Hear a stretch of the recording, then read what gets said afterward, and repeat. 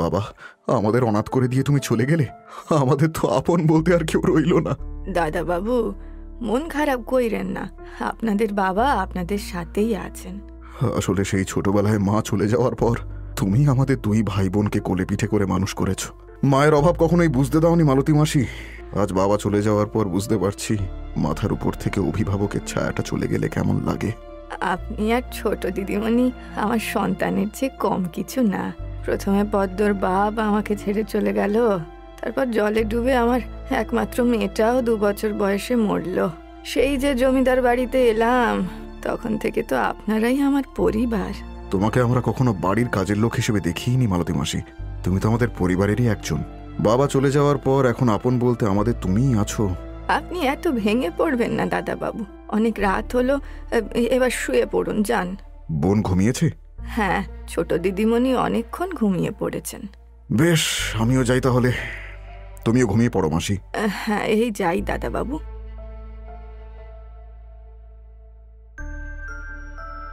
কুমারগঞ্জের বিপত্নিক জমিদার প্রতাপচন্দ্র পরলোক গমন করার পরে তার 2 ছেলে মেয়ে মহেন্দ্র ও মোহিনীর এ পৃথিবীতে আপন বলতে আর কেউ ছিল না, একমাত্র এই মালতী মাসি ছাড়া। মালতী মাসি জমিদার বাড়ির পরিচারিকা হয়েও মহেন্দ্র ও মোহিনীর মায়ের চেয়ে কিছু কম ছিল না। জমিদারের মৃত্যুর পরে জমিদারির হাল ধরলেন মহেন্দ্র। সৎ ও পরোপকারী মহেন্দ্র সহজেই প্রজাদের ভালোবাসার পাত্র হয়ে উঠলেন। অপরদিকে যুবতী মোহিনীর চরিত্র ছিল দাদার একদম বিপরীত। সে ছিল লোভী ও মিথ্যেবাদী।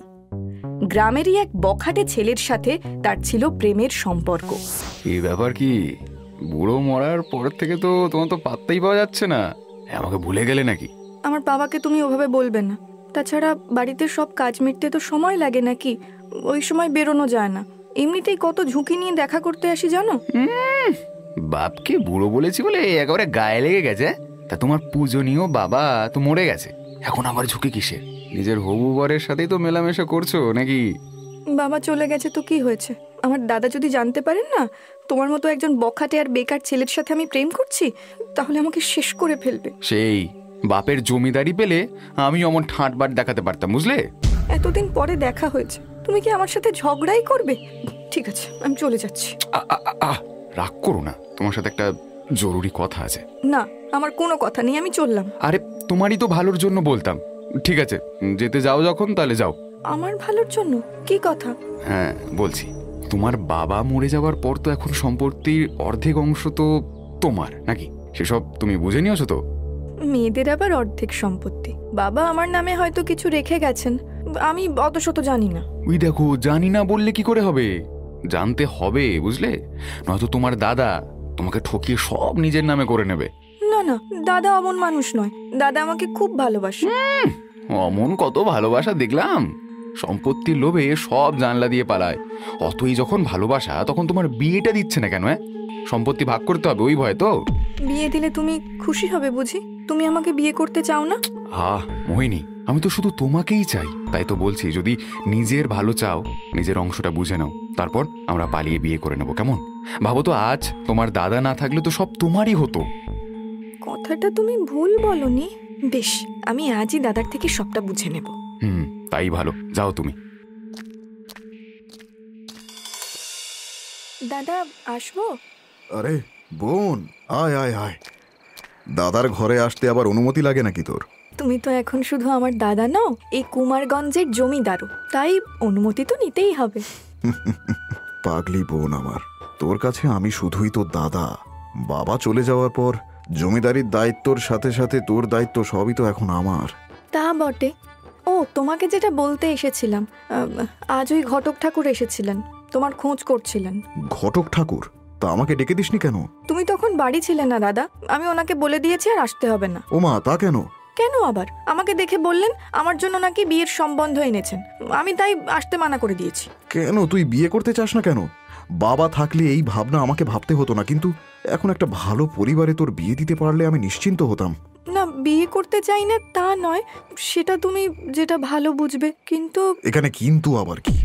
যতই হোক আমি জমিদার বাড়ির মেয়ে, আমার বিয়েটাও তো সেইভাবেই হওয়া উচিত, তাই না? নয়তো লোকজন তো ছিছি করবে। কিন্তু বাবা কি আদৌ আমার জন্য কিছু রেখে গেছেন? আচ্ছা, এই ব্যাপার। বেশ, চল তোকে একটা জায়গায় নিয়ে যাই। এত রাতে আবার কোথায় যাব দাদা? আরে চলই না, তাহলেই বুঝতে পারবি।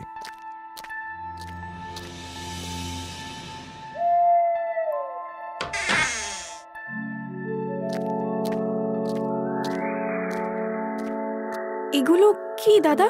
এগুলো বাবা তোর বিয়ের জন্য রেখে গিয়েছেন।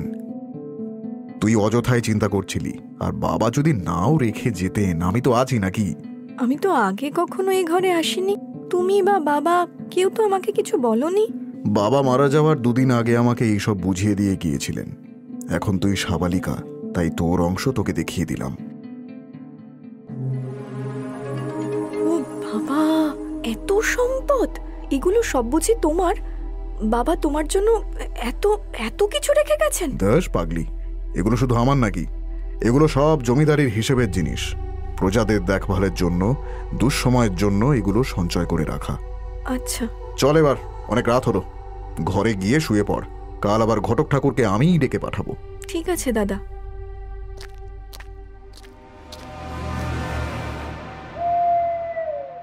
এত টাকা, এত সোনা, আমি তো জানতামই না। কিন্তু আমার জন্য ওইটুকুই? আমি মেয়ে বলে? না না, এটা আমি কিছুতেই মেনে নেব না। বাকিগুলোও আমাকে পেতে হবে।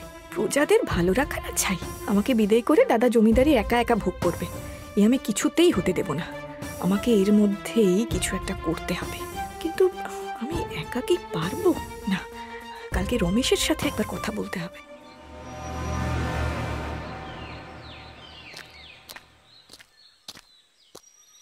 কি ব্যাপার বলো তো, এই ভোরবেলা ডেকে আনলে তুমি? নিকুচি করেছে তোমার ঘুমের। আমি যা খবর এনেছি না, তোমার ঘুম একদম উড়ে যাবে। হ্যাঁ, কি খবর আবার? কাল রাতে এবার আমাদেরকেই কিছু একটা করতে হবে, বুঝলে? তুমি এখন কি করবে ভেবেছো? তা ভেবেছি, কিন্তু আমার এতে না তোমার সাহায্য লাগবে। আরে তোমাকে সাহায্য করতে আমি এক পায়ে রাজি প্রিয়তমা। তুমি শুধু হুকুম করো আমাকে কি করতে হবে। শোনো তবে। হ্যাঁ, সাবাস, এই না হলে আমার হবু বউ। দারুণ বুদ্ধি তোমার, মানতেই হবে। কাজটা ঠিকঠাক করতে পারবে তো? আরে পারবো না মানে 100 বার পারবো। কিন্তু আবার কিন্তু কিসের? আরে কাজটা করার সঠিক সময় কখন, কবে, এটা আমি কিভাবে বুঝবো? যেদিন সুযোগ হবে সেদিন রাত 10টায় জমিদার বাড়ির ছাদে আমি প্রদীপ জ্বালিয়ে রাখবো। ওটাই হবে আমাদের সংকেত। তুমি শুধু তৈরি থেকো। বেশ বেশ বেশ, তাই হবে। সকাল সকাল এত দারুণ খবর দিয়ে একেবারে খুশি করে দিলে মোহিনী তুমি আমায়। তোমার আমার খুশির জন্যই তো সব করা। এরপর আমরা একসাথে সুখে সংসার করব, এখান থেকে অনেক দূরে গিয়ে। একদম, নিশ্চয়ই করব। আচ্ছা, আমি এখন আসি। হ্যাঁ, কেউ দেখে ফেললে সমস্যা হয়ে যাবে। হ্যাঁ হ্যাঁ হ্যাঁ, যাও যাও যাও, আমি অপেক্ষায় থাকবো কিন্তু।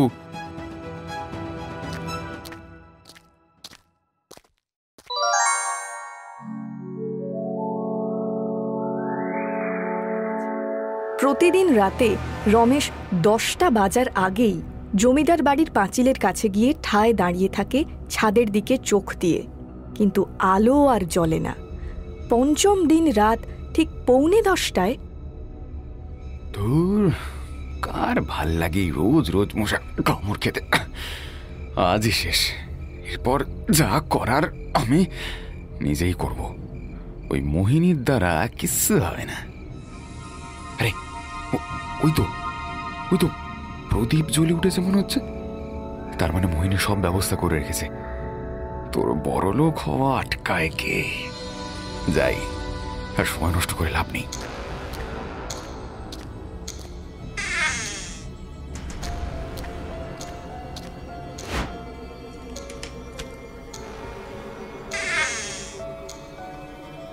কি হলো? অমন হাঁ করে কি দেখছো? এ তো কুবেরের ধন মোহিনী। তাহলে আর বলছি কি, এখন তোমার ওই বস্তায় সব ভরে নিয়ে গিয়ে তুমি কোথাও একটা লুকিয়ে রাখো। আমি কালকে রাতে এদিকটা সামলে নদীর ঘাটে তোমার সাথে দেখা করব। তারপর আমরা দুজন মিলে পালিয়ে যাব অনেক দূরে। হ্যাঁ, নিশ্চয়ই নিশ্চয়ই নিশ্চয়ই। কিন্তু তোমার এতদিন সময় লাগলো কেন? ও মা, লাগবে না।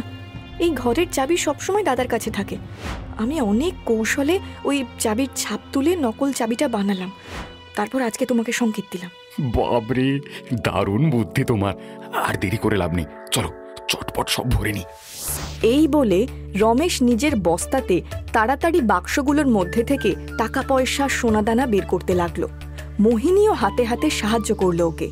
সব কাজ শেষ হলে, দেখো আর কিছু পড়ে নেই তো? থাকলে চটপট ভরে দাও। না না, আর কিচ্ছু নেই, কিন্তু এত ভারী বস্তাগুলো তুমি বয়ে নিয়ে যেতে পারবে তো? পারবো না, আবার ঠিক পারবো। তাহলে চুপ করে তুমি পিছনের দরজা দিয়ে বেরিয়ে যাও, আমি এদিকে তালা মেরে ঘরে যাই। কেউ দেখে ফেললে খুব মুশকিল হবে, আবার দরজাটা পরে সুযোগ বুঝে আমি বন্ধ করে দেব।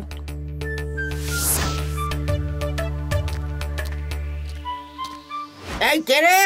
কে ওখানে? কে পালাচ্ছিস? এই চোর চোর, সবাই ধরো, চোর সব নিয়ে পালালো। এই বলে ততক্ষণে বাড়ির সবাই উঠে পড়েছে। মোহিনীও সুযোগ বুঝে এমন ভান করে যেন সেও চোর ধরতে বেরিয়েছে। রমেশ পেছনের দরজার কাছে পৌঁছে দেখে বৃদ্ধা মালতী দরজা আগলে দাঁড়িয়ে রয়েছে। দাদা বাবু, দারোয়ান ভাই এদিকে আসেন, চোর এদিক দিয়ে পালাচ্ছে, তাড়াতাড়ি। তবে রে বুড়ি, তুই আমার পথ আটকাবি? দারোয়ান, দারোয়ান দৌড়ে যাও, বেটা হয়তো এখনো বেশি দূর পালাতে পারেনি। এক্ষুনি যাচ্ছি কর্তা। এ কি, বানতী মাসি? নিশ্চয়ই ওই চোর মাসিকে আঘাত করেছে। এই কে আছো? মাসিকে তাড়াতাড়ি ঘরে নিয়ে গিয়ে ওনার চিকিৎসা করো। দাদা, দাদা আমাদের সর্বনাশ হয়ে গেছে, সব নিয়ে গেছে দাদা, সব নিয়ে গেছে। এবার আমাদের কি হবে? তুই কি বলছিস বোন? সব নিয়ে গেছে মানে? চলো দেখবে, চলো।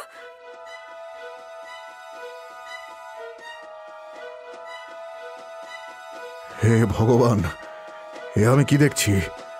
এ তো পুরো সর্বনাশ হয়ে গেছে। হায় হায় হায় হায়। কর্তা বাবু, চোরটা যেন হাওয়ায় মিলিয়ে গিয়েছে, কোথাও খুঁজে পেলাম না ওকে। এবার কি হবে বাবু? তোমাদের মতো অপদার্থদের পুষে রেখে এই অবস্থা হয়েছে আজ আমার। তোমরা থাকতে চোর বাড়িতে ঢুকতে পারে কি করে? চলো আমি দেখছি কি ব্যবস্থা করা যায়। চলো চলো চলো। খুব জোর বেঁচে গেছি বাবু। আজ তোমার সম্পত্তি গেছে, কাল তোমার বোনও চলে যাবে দাদা। এই ঘটনার পর কেটে গেছে 2 দিন। জমিদার মহেন্দ্র চারিদিকে লোক লাগিয়েও চোরের খোঁজ পাননি। আর মোহিনী, সে এখনও জমিদার বাড়িতেই রয়েছে, কারণ পরের দিন রাতে মোহিনী নদীর ঘাটে গেলেও রমেশ সেখানে আসেনি।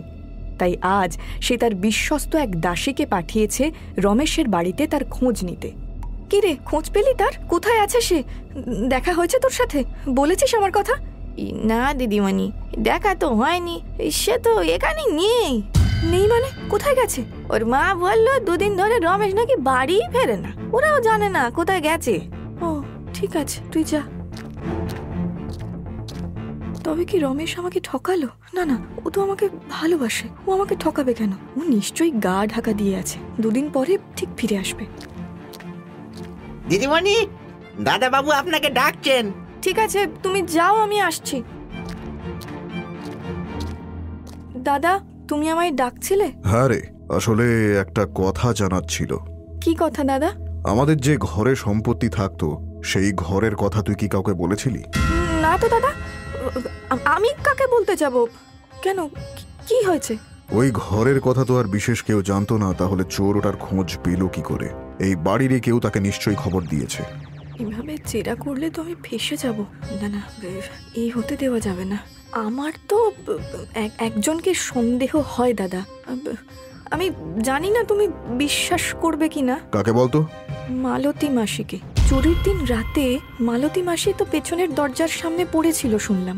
নিশ্চয়ই মাসি চোরকে দরজা খুলে পালাতে সাহায্য করে ওইভাবে নাটক করছিল। কি বলছিস কি তুই? মা মারা যাওয়ার পর মালতী মাসি আমাদের দুজনকে কোলে পিঠে করে মানুষ করেছে, সেই কাজ কিছুতেই করতে পারে না। তাছাড়া মাসিও তো ওই ঘরের ব্যাপারে জানতো না। হয়তো কখনো আমাদের কথা আড়ি পেতে শুনে নিয়েছে। তুমি দেখো না, মাসি ওই ঘটনার পরে অসুস্থতার বাহানায় আর কাজেই আসছে না। হয়তো তার কাছেও চুরির কিছু মাল আছে। চলো, তার ঘর খুঁজলেই সব বুঝে যাবে। আমার কিছুতেই বিশ্বাস হচ্ছে না, কিছুতেই না। কিন্তু তোর কথা ফেলেও দিতে পারছি না। চল তাহলে। আরে দাদা বাবু, দিদিমণি, আপনারা? আমি ঠিক আছি, ওই একটু জ্বর এসেছে, ঠিক হয়ে যাবে। আপনারা কষ্ট করে আমাকে দেখতে এলেন কেন? আমরা তোমার ঘর খুঁজতে এসেছি। দাদা তুমি দাঁড়াও, আমি খুঁজে দেখছি।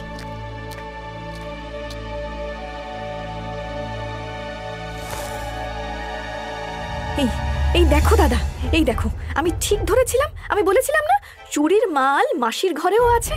মিলল তো আমার কথা? ছি ছি ছি মাসি, ছি, তুমি এমনটা করতে পারলে?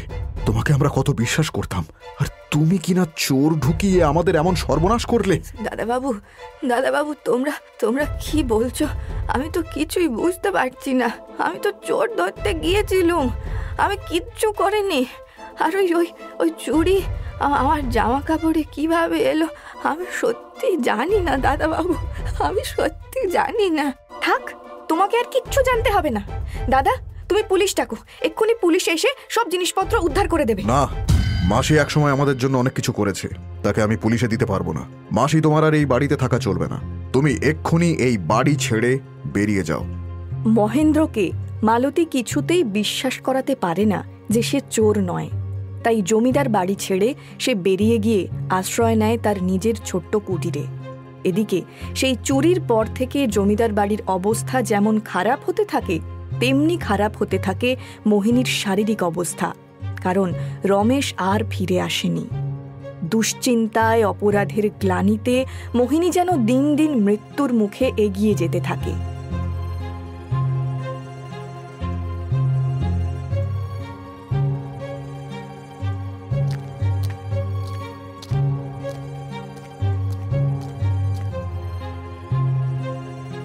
কবিরাজ মশাই, কি বুঝলেন?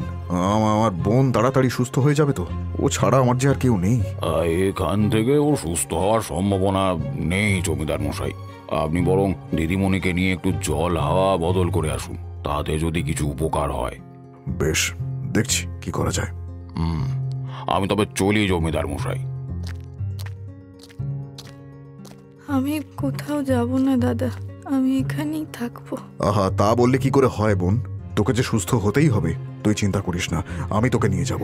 কিন্তু তুমি গেলে জমিদারি কে দেখবে? আর জমিদারি, ওই চুরির পর জমিদারির অবস্থা তো ভালো নয় রে বোন। সব নষ্ট হয়ে যাওয়ার আগে তোকে সুস্থ করে তোর বিয়েটা দিতে পারলে তবে আমার শান্তি। যাই হোক, সব গোছগাছ করতে বলে দি, কালই আমরা পশ্চিমে রওনা দেব। পরদিন দারোয়ান নিয়ে মহেন্দ্র আর মোহিনী রওনা হয় পশ্চিমের পথে। পালকিতে থাকা মোহিনী মাঝে মাঝেই পর্দা খুলে দেখছিল কতদূর এসে পৌঁছেছে। পথে একটা গ্রাম পড়তে সবাই সেখানে থামে বিশ্রাম নেওয়ার জন্য। বোন, তোর শরীর খারাপ লাগছে না তো? না না দাদা, আমি ঠিক আছি, তুমি চিন্তা করো না। দাদা দাদা দাদা, ওকে ধরো দাদা। ওই যে লোকটা পালাচ্ছে, ওই চোর, ওই আমাদের সবকিছু চুরি করেছে। ওকে তুমি ধরো দাদা। কার কথা বলছিস তুই? কাকে ধরবো? ওই যে এক্ষুনি যে আমাদের সামনে দিয়ে হেঁটে গেল। বেশি কথা বাড়িও না দাদা, এক্ষুনি যাও, নয়তো পালিয়ে যাবে আবার। মোহিনীর কথা শুনে মহেন্দ্র কিছুক্ষণ হতভম্বের মতো থাকলেও পরে নিজেকে সামলে দারোয়ান নিয়ে দৌড়ে রমেশকে ধরতে সেখানে তার বাড়িতে পৌঁছে যায় এবং ওইখানেই তার নিজের জমিদারির অধিকাংশ জিনিস দেখতে পেয়ে সবটা বুঝতে পারে। রমেশকে তৎক্ষণাৎ পুলিশের হাতে দিয়ে মহেন্দ্র ফিরে আসে মোহিনীর কাছে। বোন, তুই ঠিকই বলেছিলি, ওই লোকটাই আমাদের সবকিছু চুরি করেছিল। অধিকাংশ জিনিসই উদ্ধার করতে পেরেছি, কিন্তু আমি জানলাম কি করে, তাই তো? হ্যাঁ, মানে তুই লোকটাকে দেখেছিস? ও মালতী মাসির কেউ হয়? না দাদা, মালতী মাসির কোনো দোষ নেই দাদা, সব দোষ আমার। আমি পেছনের দরজা খুলে ওই রমেশকে ঢুকিয়ে এই চুরি করিয়েছিলাম। মানে কি বলছিস কি তুই? হ্যাঁ দাদা, আজ আমি তোমাকে সবটা বলছি। বাবা বেঁচে থাকতেই রমেশের সাথে আমার প্রেমের সম্পর্ক হয়।